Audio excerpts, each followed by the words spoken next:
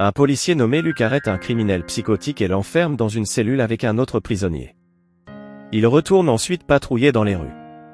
Plusieurs heures plus tard, à son retour au poste, Luc découvre une scène horrifiante, le criminel psychotique est en train de dévorer les organes de son codétenu, haletant d'extase. Oh, était-ce la rate? Tout a commencé quelques semaines plus tôt avec Alice Woods, une jeune travailleuse sociale qui vient d'emménager à Garrett, au Texas. Son collègue Nathan lui raconte brièvement les légendes urbaines de la ville. Il évoque le fameux parc Médaillon et les événements étranges qui s'y produisent. Selon les rumeurs, un escalier en marbre blanc apparaît parfois dans le parc. Les anciens disent qu'il ne faut jamais monter ces marches, et pas seulement parce que les personnes âgées ont tendance à tomber dans les escaliers. Le soir même, Alice et sa sœur toxicomane, Zoé, se rendent dans leur nouvelle maison locative. Elles rencontrent leur propriétaire, Louise, une ancienne journaliste qui a quitté son métier après la disparition de son frère. Elle vit désormais seule dans une grande maison de style cottage, remplie d'animaux empaillés. Le lendemain matin, Alice reçoit un appel d'un numéro inconnu. C'est sa mère, internée en hôpital psychiatrique, qui s'excuse pour son comportement passé et supplie Alice de la faire sortir. Émue, Alice raccroche sans répondre.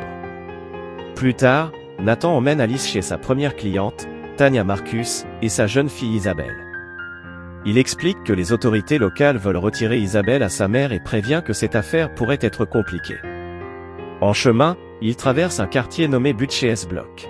Nathan raconte que la ville a été construite autour d'usines d'emballage de viande appartenant à un riche homme d'affaires, Joseph Pitch. Ce dernier détestait son nom de fruit et avouait sa vie à la viande. Ses ouvriers vivaient à Butchers Block, mais tout a basculé lorsque Joseph a disparu, entraînant la fermeture du quartier. Nathan conseille à Alice de ne jamais s'y rendre seule, ni de jour ni de nuit. Arrivé chez les Marcus, Nathan discute avec Tanya tandis qu'Alice rencontre Isabelle, vêtue d'une robe rouge portant l'étiquette. La petite fille prétend avoir trouvé la robe dans le parc Médaillon et dit se cacher sous un grand arbre en forme de femme lorsqu'elle a peur. Alice remarque ensuite un trou dans le mur et entend des bruits étranges. Soudain, la porte de la chambre se verrouille, et des cris retentissent.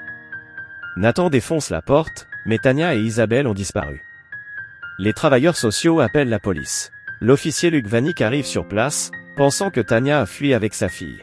Cette nuit-là, Alice, inquiète, se rend avec Zoé chez les Marcus. Elle y rencontre Diane, une femme locale aux mains ensanglantées, qui tente de planter des ciseaux dans l'œil de Zoé. Les sœurs s'enfuient dans la maison et fouillent les lieux. Alice part ensuite vers le parc pour chercher l'arbre en forme de femme, tandis que Zoé, restée sur le porche, aperçoit une enfant en robe rouge courir vers le parc. Elle la poursuit jusqu'à un escalier de marbre blanc, où la créature, nommée Smartmouth, lui révèle son visage difforme avant de monter les marches avec une entité appelée Pestil God. Terrifiée, Zoé ferme les yeux, et l'escalier disparaît. Le lendemain, Zoé rentre chez Louise et annonce son départ, refusant de rester dans cette ville maudite. Alice tente de la retenir, mais Zoé s'en va.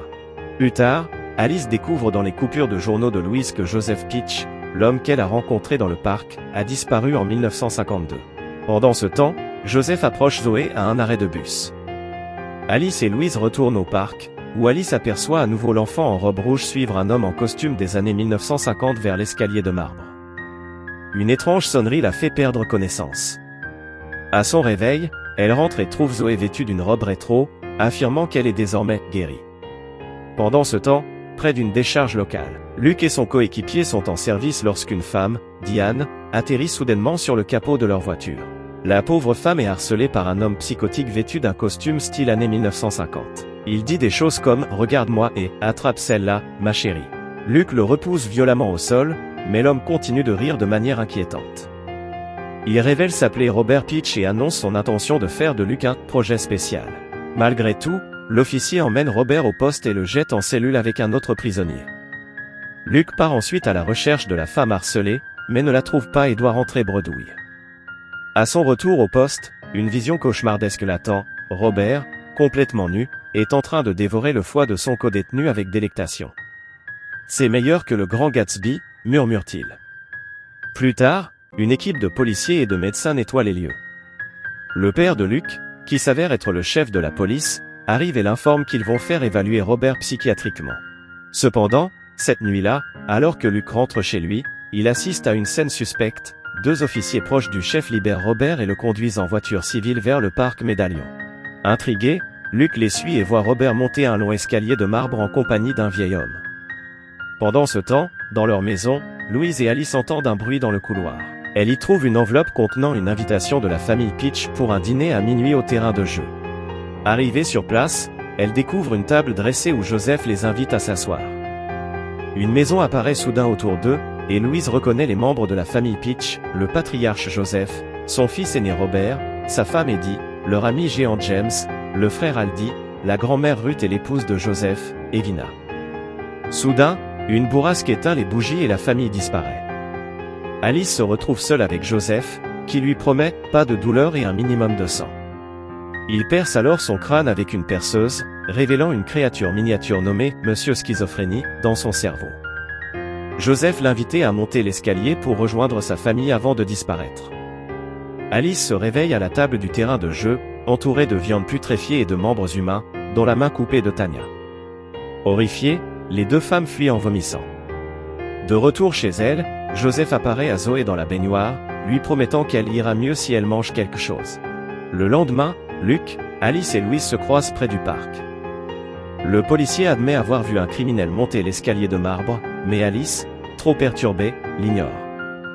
De retour à la maison, elle trouve Nathan, le collègue d'Alice, qui s'inquiète de son absence. Alice découvre alors Zoé saignant abondamment de la jambe dans son lit. À l'hôpital, Luc confie à Louise et Nathan que son père a libéré un tueur. Robert apparaît soudain et tue Nathan avant d'être maîtrisé. Pendant ce temps, Alice trouve un mot de Joseph lui annonçant que Zoé est montée en haut. Elle se précipite au parc et voit Joseph emmener sa sœur dans la porte au sommet de l'escalier. Sans alternative, Alice les suit, et l'épisode se termine sur ce cliffhanger. Abonne-toi si tu veux plus de résumés de films comme celui-ci. Clique sur la cloche pour ne rien rater. Merci et à bientôt.